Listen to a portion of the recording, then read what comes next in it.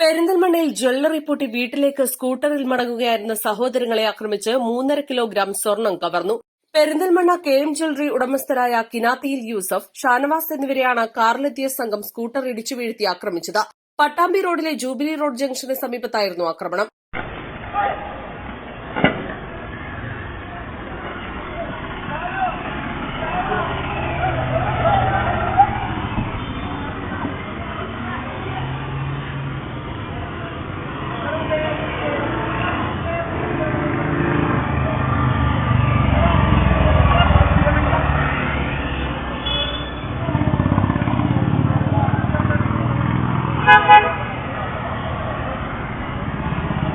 മൂക്കിന് ഇടിയേറ്റ് പരിക്കുകളോടെ കിനാത്തിയിൽ യൂസഫിനെ പെരിന്തൽമണ്ണയിലെ സ്വകാര്യ ആശുപത്രിയിൽ പ്രവേശിപ്പിച്ചു.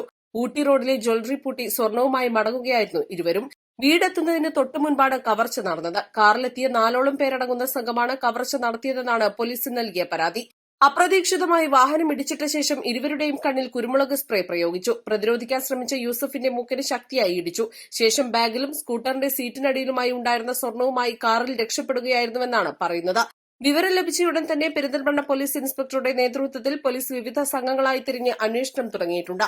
കാറിന്റെ നമ്പർ മനസ്സിലാക്കാനായെങ്കിലും ഇത് വ്യാജമാണെന്ന് തെളിഞ്ഞിട്ടുണ്ട്. East live Perinthalmanna.